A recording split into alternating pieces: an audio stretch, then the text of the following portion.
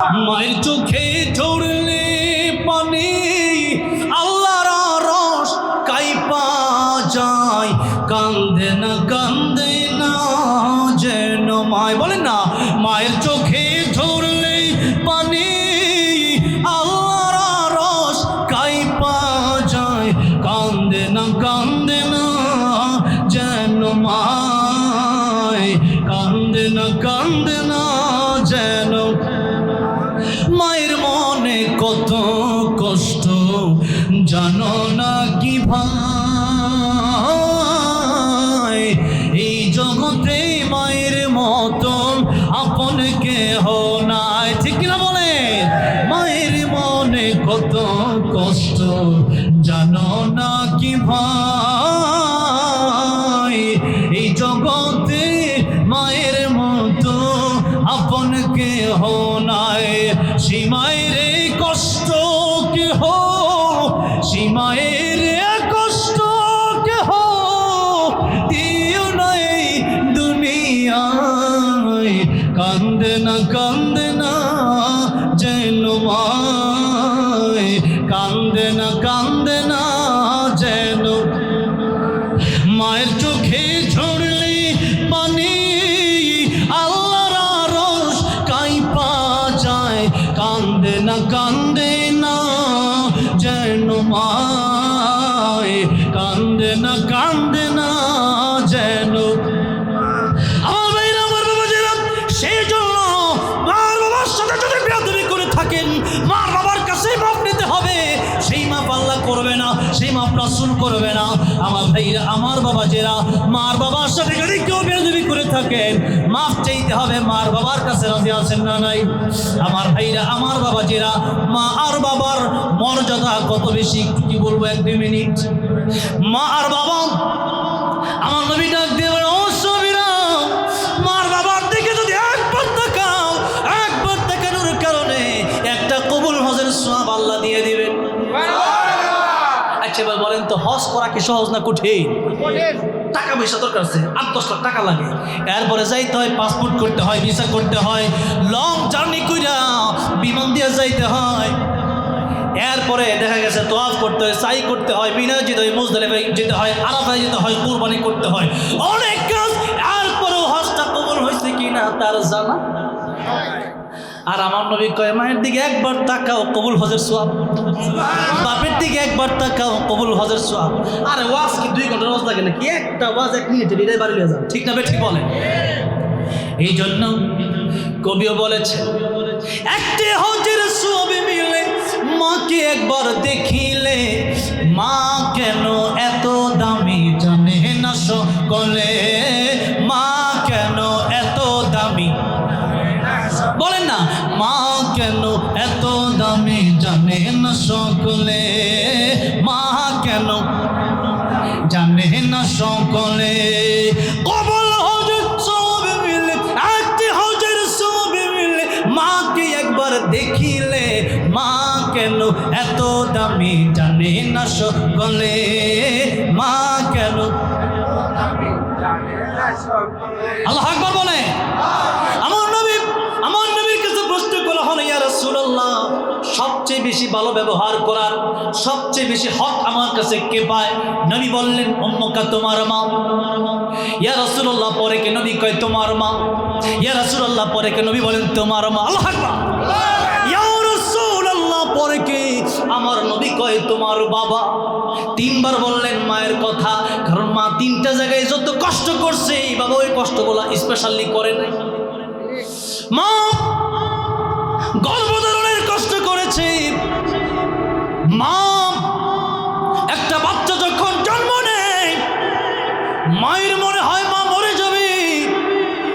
এরপরেও মা যখন ডাকটা শোনে, মায়ের কলিজা ঠান্ডা হয়ে যায়। দেখা গেছে এমন হয়, বাবা তার সন্তানকে আর স্বামী তার স্ত্রীকে আর সন্তান তার মা বাবাকে দেখতে গিয়া নিজেও 3 বেলা ভালো খাবার খেতে পারে না, ভালো একটা কাপড় পরতে পারে না।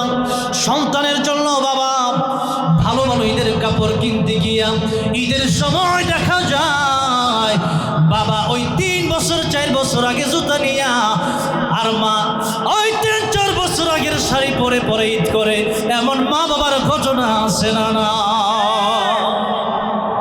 অন্যের জন্য বাঁচে। আহারে, নবী যে একদিন কবরের পাশে দিয়ে যাচ্ছেন, আমার নবী তো কবরের আযাব দেখতেন। কবরের আযাব তিনি দেখলেন যে একটা যুবকের কবরের আযাব হয়। আমার নবী দোয়া করলেন, আল্লাহ গো, কবরের আযাব তুমি মাফ করে দাও। আল্লাহ মাফ করে না? নবী কিন্তু রাহমাতুল লিল আলামিন নবী, নবীর দোয়াটা কবুল হয়ে যায়। সেই নবীর দোয়া, সেই নবীর দোয়া আজকে কবুল হয় না। একবার, দুইবার, তিনবার কবর আযাব মাফ হয় না। নবীজি ডেকে বলেন, আল্লাহ রাব্বুল আলামিন, কবর আযাব মাফ হয় না। আমি নবী দোয়া করলে ডাইরেক্ট তুমি কবুল করো। আজকে 3বার দোয়া করলাম, আল্লাহ তুমি কবুল করলা না, কারণটা কি? আমার আল্লাহ কয়, জিবরাইল আমার নবীর কাছে যাও, আমার নবীর কাছে গিয়া বলবো, আমার নবী সারা জীবন যদি দোয়া করে আমি কবুল করব না, তার মা যতক্ষণ পর্যন্ত তারে মাফ দেবে না, আমি নবীর দোয়াও ততক্ষণ কবুল করব না। এই হচ্ছে মা। জিবরাইল ডেকে বলেন, ইয়া রাসূলুল্লাহ, তার মা তারে মাফ করতে হবে। নবী বলেন, তার মা কি বেঁচে আছে? জিবরাইল আমিন বেঁচে আছে। নবীজি বলেন, ও সাহাবীরা, তার মাকে আমার সাথে সাক্ষাৎ করার ব্যবস্থা করে দাও। সাক্ষাৎ হয়ে গেল। নবী বললেন, এটা কার কবর? যুবকের মা ডেকে বললেন, ইয়া রাসূলুল্লাহ, আমার সন্তানের কবর। নবীজি ডেকে বলেন, ও যুবকের মা, এই কবরে আযাব হয়।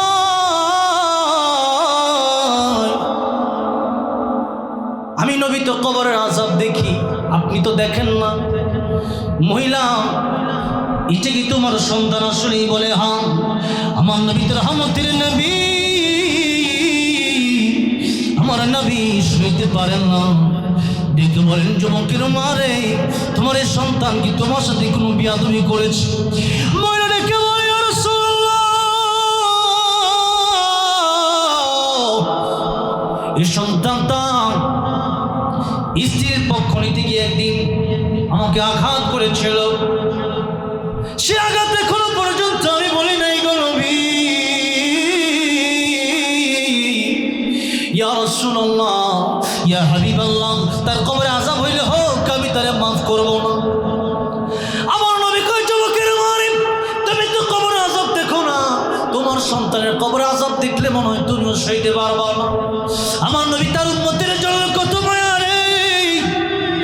আমার নবী ডেকে বললেন, ও যুবকের মা, তুমি কি তারে মাফ করবা না? মহিলা ডেকে বলে, ইয়া রাসূলুল্লাহ, তারে আমি মাফ করতে পারবো না। আমার আল্লাহ, আমার নবী আমার আল্লাহকে ডেকে বললেন, ও আল্লাহ, এই মহিলাকে আমাকে যেমন তুমি কবরে আযাব দেখাচ্ছ, আমার নবী একদিন বললেন, আমার মনে হয় আমার উম্মতকে, আমার আল্লাহর কাছে আমি দোয়া করি, এই উম্মতকে যেন আল্লাহ কবরে আযাব দেখার সুযোগ দিয়ে দেয়। কিন্তু আমি নবী কেন দোয়া করি না জানুনি? কারণ হচ্ছে, এই উম্মত যদি কবরে আযাব দেখে, তার মায়ের লাশ নিয়ে কবরে যাবে না, বাবার লাশ নিয়ে কবরে যাবে না, ভাইয়ের লাশ নিয়ে কবরে যাবে না, কবরে আযাবের ভয়। যে আমার ভাই কত গুনাহ করছে, এরে যদি কবরে রাখি, কবরের চাপ আমি সইতে পারবো না, সাপের কামড় আমি সইতে পারবো না, জাহান্নামের আগুন আমি সইতে পারবো না। সেই জন্য নিজের ভাই নিজের ভাইরে কবরে রাখবে না, সন্তান তার মা বাপরে কবরে রাখবে না, নাতি তার দাদারে দাদিরে কবরে রাখবে না, নানারে নানিরে তার নাতি কবরে রাখবে না, বাবা মা তার সন্তানকে কবরে রাখবে না। এই জন্য নবী বলেন, আমি আল্লাহর কাছে বলিও না, কারণ দুনিয়ার মানুষ সইতে পারবে না। আমার নবী দোয়া করলেন, আল্লাহ, এই মহিলাকে তুমি কবর আযাবটা দেখার ব্যবস্থা করে দাও। আমার নবীর দোয়া কবুল হয়ে গেল। এবার আমার আল্লাহ রাব্বুল আমিন ডাক দিয়া বলেন, নবী আমার আপনার দোয়া কবুল করে নিলাম। যেই মাত্র মহিলা দেখলো তার সন্তানের কবরে আযাব হয়, মহিলা চিৎকার মেরে বেহুশ হয়ে গেছে। আল্লাহু আকবার। যেই মাত্র বেহুশ হয়ে গেছে, জ্ঞান ফেরার পরে আবার ডাক দিয়ে বলে, ইয়া রাসূলুল্লাহ, ইয়া হাবিবাল্লাহ, কবরে আযাব যে এত কঠিন,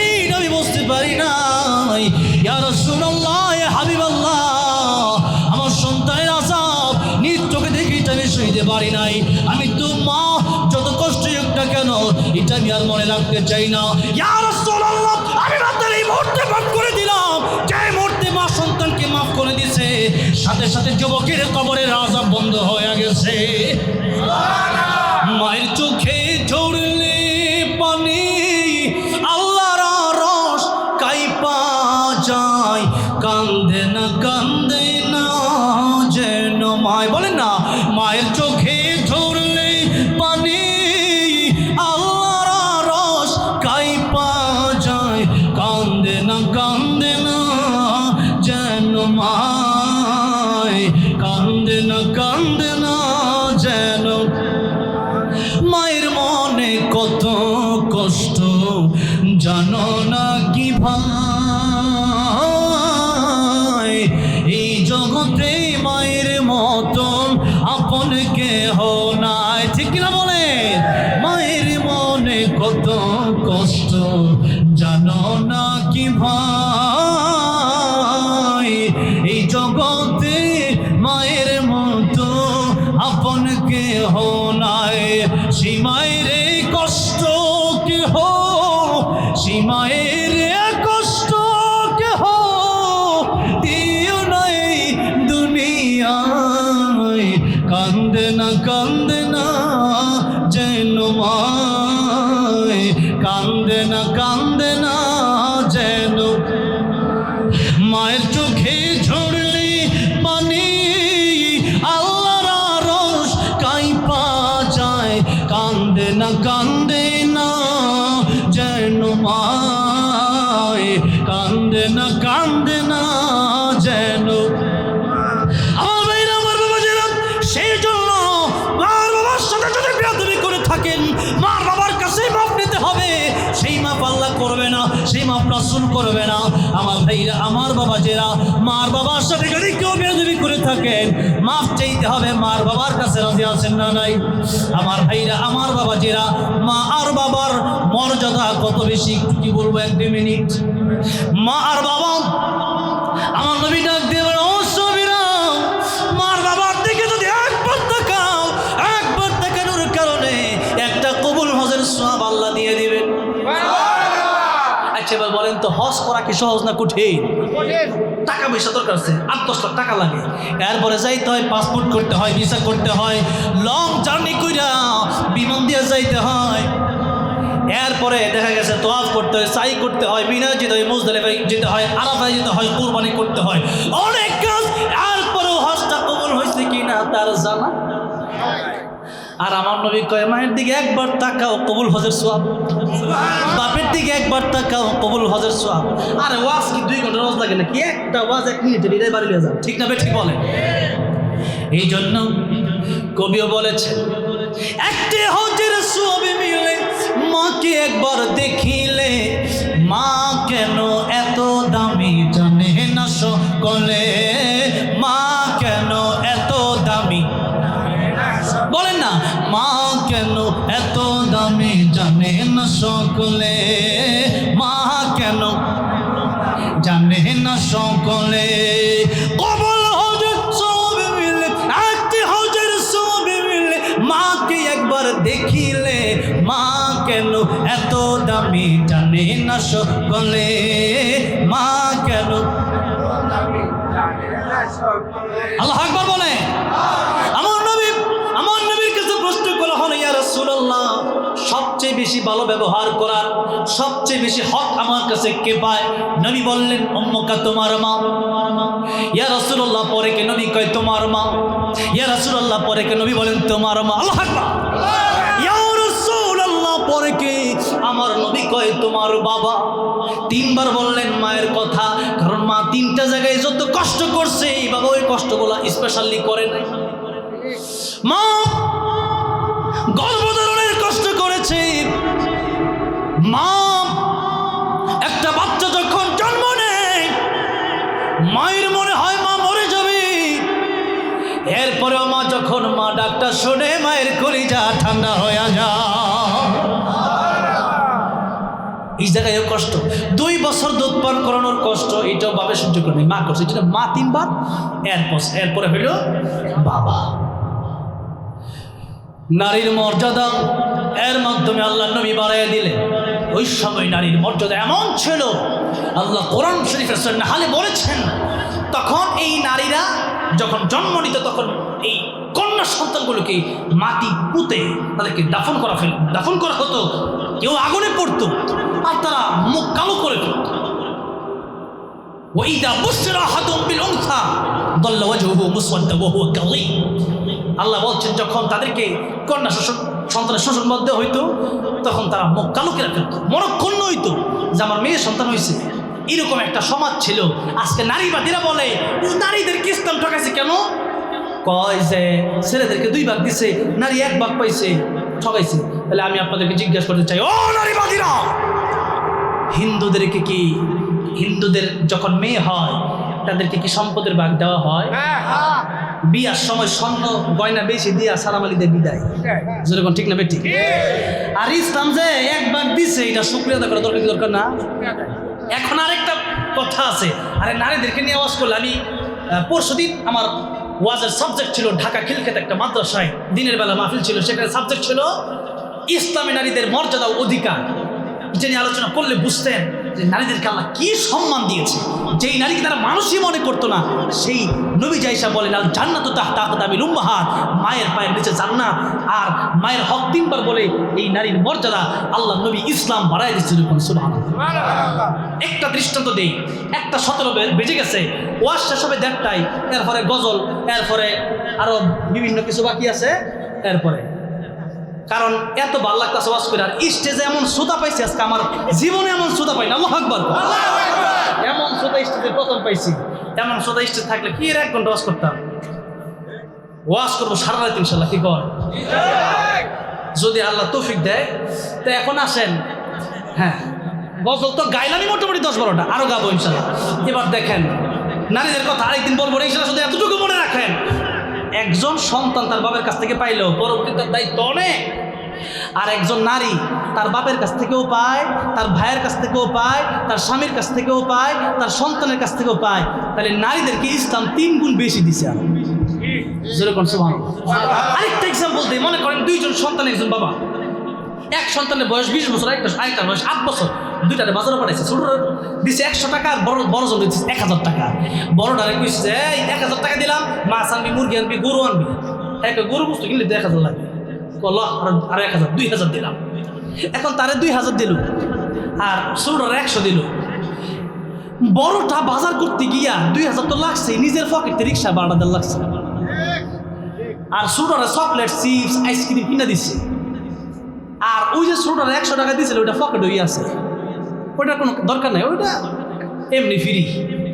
এখন কেউ যদি কয় বাপে তো দেওয়া লাগে মহা খারাপ, তো কেন?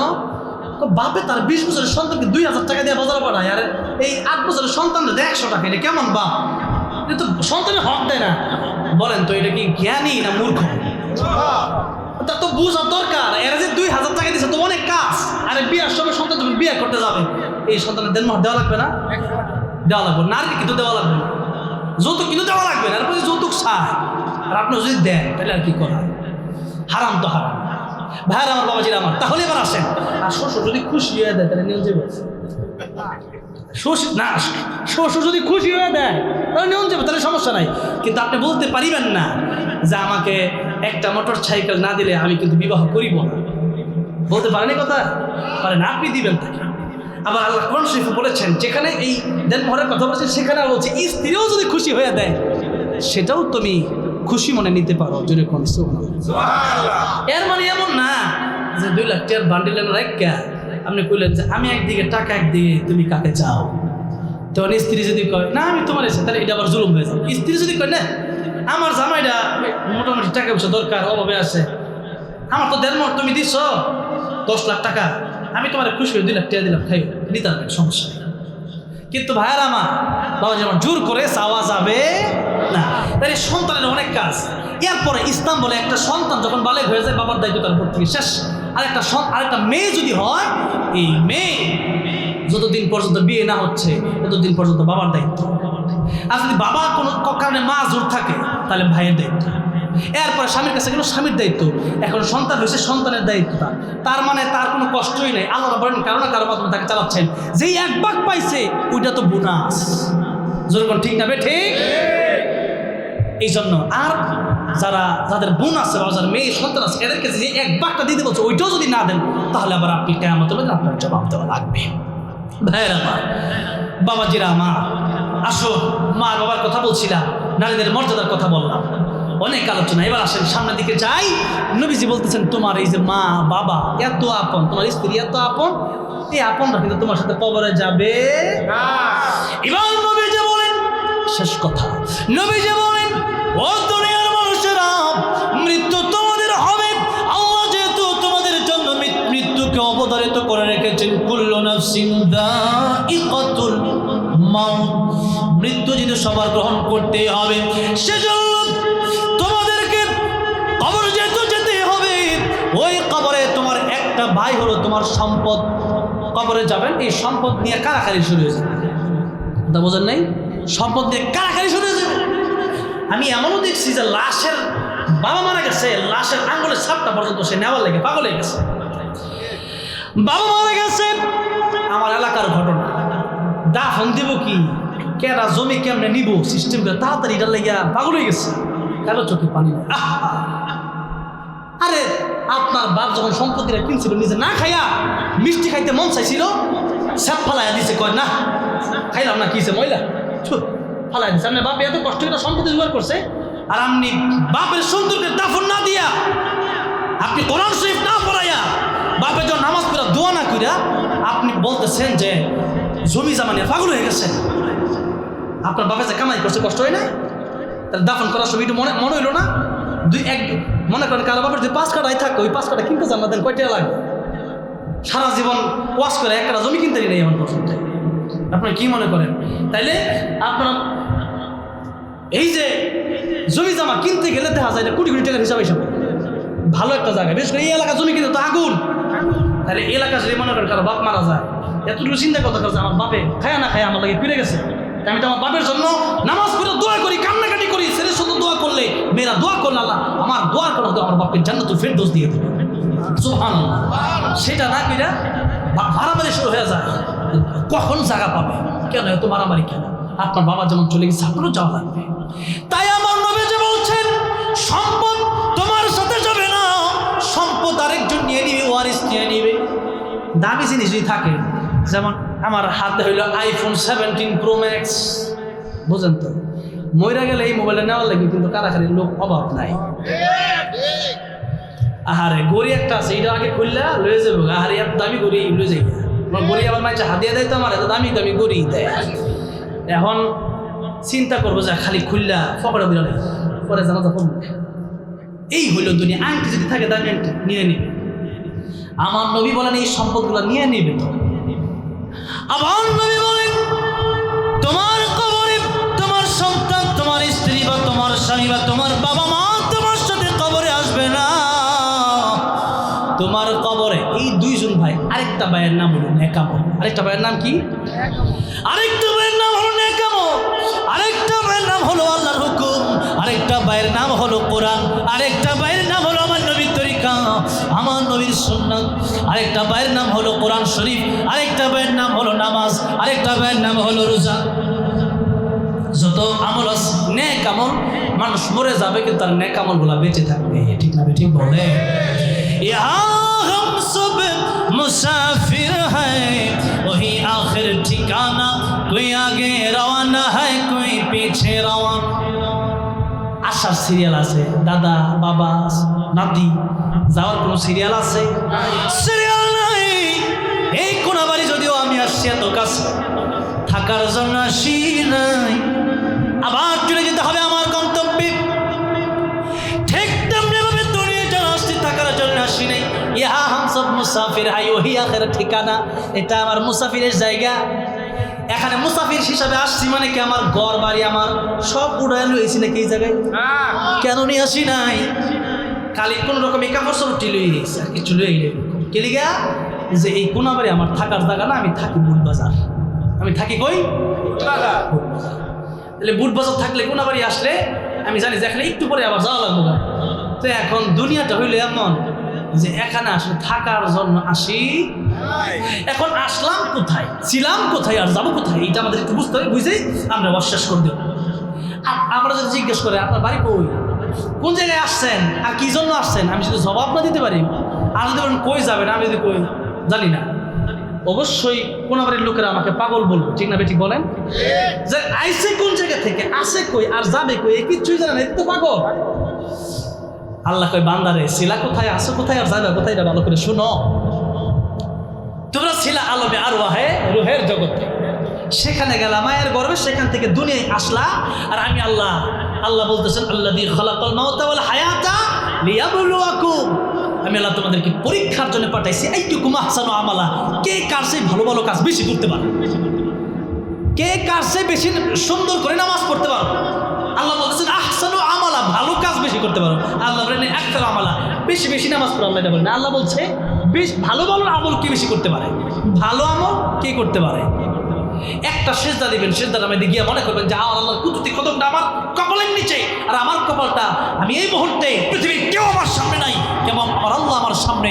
ও আল্লাহ আমার তুমি মাফ করে দাও, দেখবেন শান্তি লাগবে। আর যদি উঠতে পারেন কি নামাজ পড়ছেন, খুশু নাই, যার কারণে এই নামাজের মজাও পাওয়া যায়। যার কারণে নবী বলেছেন শেষ জামানায় মসজিদে হবে কিন্তু হেদায়েত থাকবে না, মসজিদ হবে দামি দামি মুসল্লি থাকবে না। আজকাল মসজিদ কম না বেশি? আমাদের এলাকায় দেখছি একটু এলাকার একটু কথা কাটা যদি কি কয়া যায়, আঙ্গ মসজিদ করছি আমরা, তোরা এত না তুমি করছ কেন, হ্যাঁ আমিও একটা করবো, হ্যাঁ একটা কিন্তু মুসল্লি নাই।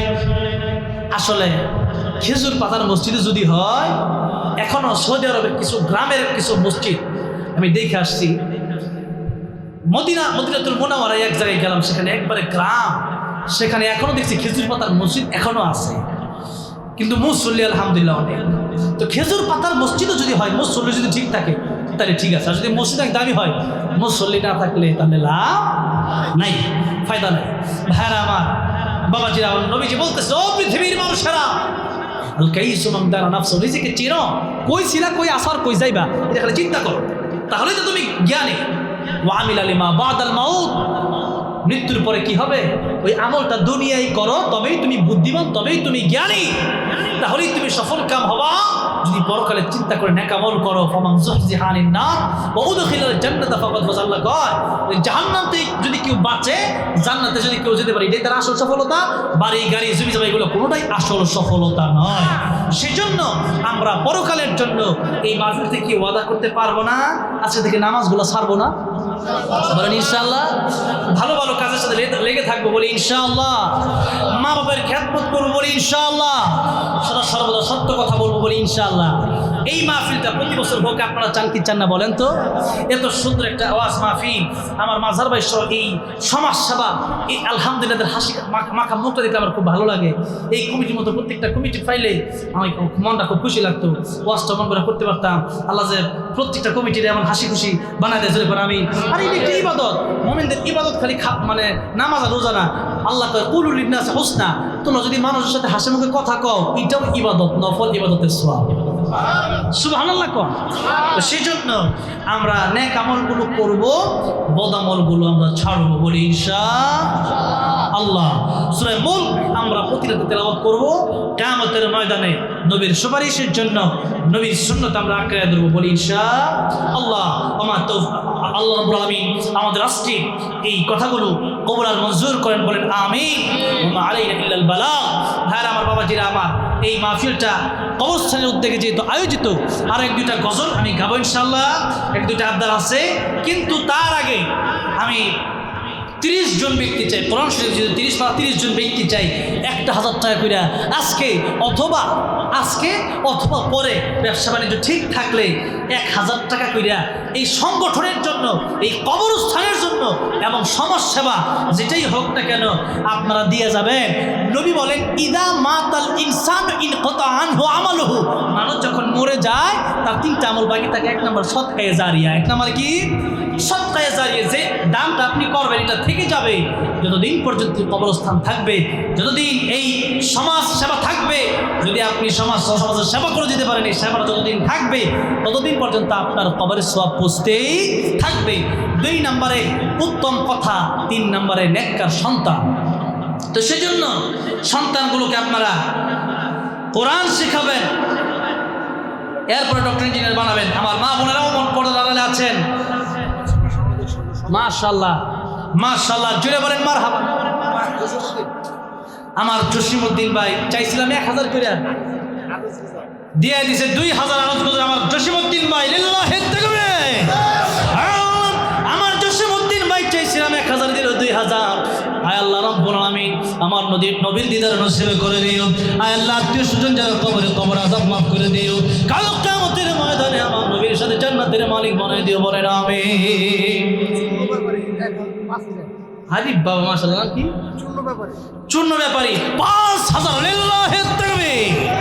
আয় আল্লাহ চূর্ণ ব্যাপারী সাহেব 5000 দিয়া 7000 মিল করলো, আল্লাহ কবুল করো, মঞ্জুর করো।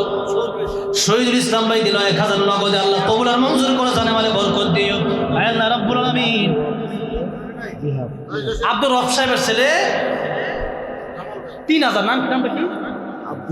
আব্দুর রব সাহেবের ছেলে জিহাদ ভাই 3000 দিয়ে 11000 পূরণ করে দিল। আল্লাহ রাব্বুল আলামিন ইসলামের জন্য কবুল করো, মাফ করে দিও। জামাল ভাই 1000, আল্লাহ কবুল আর মঞ্জুর করো, জানে মানে বরকত দিও। 13 নম্বরে আব্দুর রব সাহেব মারা গেছে, আল্লাহ আব্দুর রব সাহেবের কবর জান্নাতের বাগান বানায় দাও, জোরে কোন আমিন। 13 নম্বরে কি আছেন? 1000 টাকা। ও আমার ভাই, বাবা যারা মা নাই বাবা নাই তাদের জন্য আজকের মাহফিলে আসছেন, 1000 টাকা দান করে জানি কবরস্থানের জন্য। যেই কবরে আমার আপনার যেতে হবে সেই কবরস্থানের উন্নয়নের জন্য এবং সমাজ সেবার জন্য আর 1000 টাকা। 13 নম্বরে কি আসেন? 13 নম্বরে কি আছেন? আমার ভাই বের করে বলছে, আল্লাহু আকবার। মাজহার ভাই মারহাবা, জোরে কর। আয় আল্লাহ, আমার মাজহার ভাই অনেক কষ্ট করে সেই মাহফিলটার জন্য। মাজহার ভাই তো দাঁড়ান, আপনারা সবাই দেখো। আয় আল্লাহ রাব্বুল আমিন আমার মাজহার ভাইকে আয় আল্লাহ তুমি কবুল আর মঞ্জুর করে নাও। আয় আল্লাহ রাব্বুল আমিন কাল কিয়ামতের ময়দানে আমার নবীর হাতে হাউজে কাউসারে পানি পান করে দিও, জোরে বলেন আমিন। আল্লাহ প্রিয় সদনের আল্লাহ কবর জান্নাতের বাগান বানায় দাও। মুস্তাফা, আল্লাহ আমার নবীর নামে নাম। আয় আল্লাহ 14 নম্বরে মুস্তাফা মুহাম্মদ মুস্তাফা সাল্লাল্লাহু আলাইহি সাল্লাম আমার নবীর নামে নাম। আয় আল্লাহ কবুল আর মঞ্জুর করুন, কাল কিয়ামতের ময়দানে আমার নবীর সাথে জান্নাতের মালিক বানায় দিও। 15 নম্বরে কেডা কই নাই আমনে নাম তো জানি লিখিতাম। মাঝে তো আপনি গেছেন উজ্জ্বল সাহেব 1000 টাকা। 15 নম্বরে আল্লাহ কবুল আর মঞ্জুর করো, জানে মালে বরকত দিও। 16 নম্বরে কে আছেন? 1000 টাকা নগদে হইলে নগদে, বাকিতে হইলে বাকি, কবরস্থানের জন্য। বিশেষ করে এলাকাবাসী যারা আছে ইশতিয়াক আহমেদ 16 নম্বরে 1000, আল্লাহ কবুল আর মঞ্জুর করো। আয় আল্লাহ জানে মালে বরকত। রজব ভাই, আল্লাহ রাব্বুল আমিন, রজব মাস হলো সম্মানিত মাস, আল্লাহ তোমার সম্মানিত মাস। এখানে সদস্য আমার ভাই না, আল্লাহ আকবার। ভাই আজকে ভাইয়ের কাছে সবচেয়ে বেশি ভালো লাগছে, যেভাবে গজল বলে গাইছেন আমার সাথে, আমি খুশি হয়ে গেছি। আল্লাহ একসাথে জান্নাত দিও, জোরে কোনো আমিন। 17 নম্বরে কি আছে?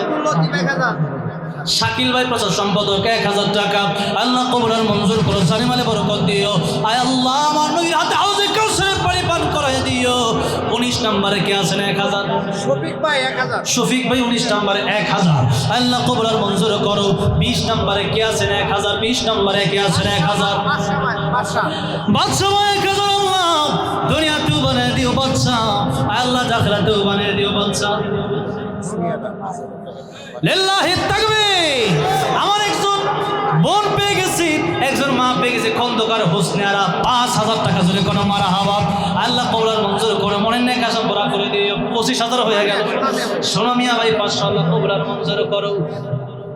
ও আমার মা বোনেরা, আবু বকর সিদ্দিক রাদিয়াল্লাহু আনহু স্ত্রীর মতো আপনারা একটু পাশে থাকতে হবে। আমার মা বোনেরা জন্টু মিয়া 1000, আল্লাহ কবুল আর মঞ্জুর করা হয়ে গেল। 26000, আল্লাহ জানে মালে বরকত দিও। 27 নম্বর কি আছেন?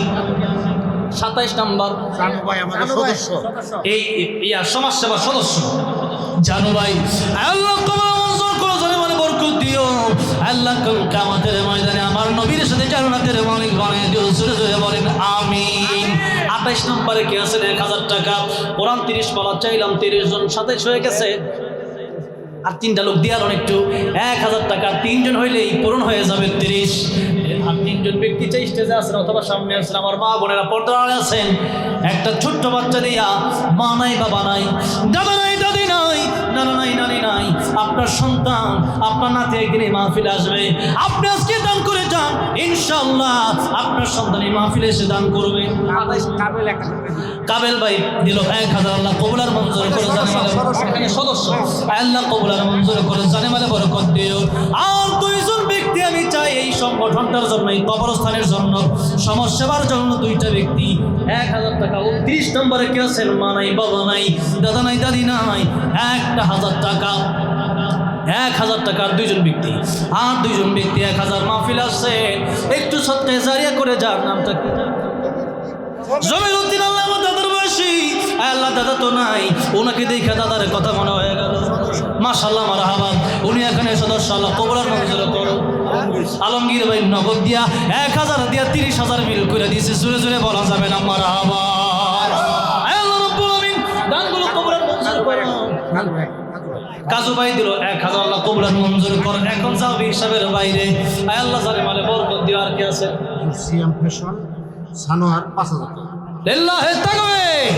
সিয়াম ফ্যাশন সানোয়ার ভাই, সিয়াম ফ্যাশন না কোম্পানি। আল্লাহ ব্যবসা বাণিজ্যে বরকত দিও, জোরে করো আমি। আয় আল্লাহ নেখায়েত বাড়াই দিও, সব ব্যবসায়ীরা আমার নবীর সাথে জান্নাতে থাকবে। আল্লাহ কাল কিয়ামতে আমার নবীর সাথে জান্নাতের মালিক বানায়, জোরে জোরে বলেন আমিন। শহীদুল ইসলাম ভুইয়া 1000 টাকা, আল্লাহ কবুল আর মঞ্জুর করো। আর কি আছেন? রুমালটা নিয়ে একটু যুবক ভাইরা একটু আপনাদের কাছে যাবে, 100 200 500 যার কাছে যা আছে সদকায়ে জারি হিসেবে কবরস্থান এবং সমাজ সেবার জন্য একটু মেহেরবানি করে একটু হাতটা উঠান তো সবাই। লিল্লাহি তাকবীর। হ্যাঁ, হাতটা একটু পকেটে ঢুকে যার কাছে যা আছে কিছু হইলে এখানে দিয়া যান। কার কাছে কি আছে জানি না। আবু বকর সিদ্দিক রাদিয়াল্লাহু আনহুর মতো, আবু বকর সিদ্দিকের স্ত্রীর মতো নিজের শাড়িটা পর্যন্ত নবীর কাছে দিয়ে দিছে। দানটা কম হতে পারে, ইখলাসের সাথে যদি দেন কিয়ামতের ময়দানে সেটা কাজে লেগে যাবে, পাহাড় পরিমাণ হয়ে যাবে। আমার ভাই আর কি আছেন? একটু মেহেরবানি করে হাতটা বলেন। জিয়া ভাই দিবেন 1000, আল্লাহ মারহাবা কবুল আর মঞ্জুর করো। আল্লাহ জানে মানে বরকত দিও। আয় আল্লাহ আমার নেক আশা পূরণ করে দিও। আয় আল্লাহ আমার নবীর সাথে জান্নাতের মালিক বানিয়ে দিও, জোরে বলেন আমিন। কোষাধ্যক্ষের বাবা 5000 লিল্লাহি তাকবীর। আল্লাহ কবুল আর মঞ্জুর করো, জানে মানে বরকত দিও। প্রায় 50,000-এর কাছাকাছি হয়ে গেছে মনে হয়। আল্লাহ রাব্বুল আমিন কাল কিয়ামতের ময়দানে আমার নবীর হাতে হাউজে কাউসারের পানি পান করে, জোরে কর আমিন। আর কে আছেন? 1000 সভাপতির আম্মা 1500 সভাপতি সাহেবের আম্মা নগদ দিল 1500। আল্লাহ হায়াত বাড়ায়া দাও, আল্লাহ রাব্বুল আমিন জানে মানে বরকত দিয়ে দাও, জোরে জোরে বলেন আমিন। সমীর আম্মা 600, আল্লাহ কবুল করো। মা বোনেরা আম্মাদের খাদিজাতুল কুবরা উত্তরসূরিরা, আম্মাদের আয়েশা সিদ্দিকার উত্তরসূরিরা, মারিয়াম আলাইহিস সালামের উত্তরসূরিরা, ফাতেমা রাদিয়াল্লাহু আনহার উত্তরসূরিরা, আপনাদের কাছে যেটা আছে পাঠান এই মাহফিলের জন্য। এখন না থাকলে পরে আর মাত্র 2 থেকে 3 মিনিট 5 মিনিটের ভিতরে শেষ হবে, পরে গজল হবে, পরে মোনাজাত হবে। একটু মেহেরবানি করে তাড়াতাড়ি দেন, কারণ হচ্ছে এই দেওয়াটা পরকালের জন্য দেওয়া। ব্যাংকে যেমন মানুষ টাকা রাখে, এই জায়গায় দিলে এটা আখিরাতে পাওয়া যাবে না। লতা মাশাআল্লাহ, মহিলা বড় অনেক টাকা দান করতেছে। লতা কত দিবে? 1000। আল্লাহ রাব্বুল আমিন তোমার আরেক বান্দি লতা, আল্লাহ 1000 আল্লাহ কবুল আর মঞ্জুর করো। আম্মা জান খাদিজাতুল কুবরা সাথে জান্নাতের মালিক বলে দিও, জোরে বলেন আমিন। আর কি আছে? 1000 টাকা। আর কি আছে? আলহামদুলিল্লাহ, আল্লাহ কবুল আর মঞ্জুর করেন। দোয়ার আগে তারপরে যে 1-2টা গজল গাইতে বলছেন আল্লামা সাইদি রাহমাতুল্লাহ আলাইহি নিয়ে, আমার ভাই বারবার বলতেছে ভাই আল্লামা সাইদি আমাকে শোনাতে হবে। আল্লামা সাইদি রাহমাতুল্লাহ তাফসীর এখনো যখন আমি শুনি আমার মনে হয় উনি মরে যায় নাই, জীবন্ত একজন মানুষ। এখনো বর্তমান প্রেক্ষাপট যেই কথা বলেছিলেন আজ থেকে যুগ যুগ আগে, আজ থেকে 20-30-40 বছর আগে, আমার মনে হয় সেই কথাটা এখনকার জন্য প্রযোজ্য হয়ে যায়। ঠিক না ভাই? ঠিক বলেন। আল্লাহর একজন ওলি ছিলেন, তিনি ইসলামের জন্য জীবন দিয়েছেন। ওনাকে জেল থেকে অনেক আগে ছেড়ে দেওয়া হতো, কিন্তু ইনজেকশনের সাথে বিষ দিয়ে শহীদ করা হয়েছে। এই জন্য আমি বলেছি আল্লামা সাইদি তুমি মরণে শহীদ হয়েছ, তুমি এটাই জানি। ঠিক কিনা বলেন?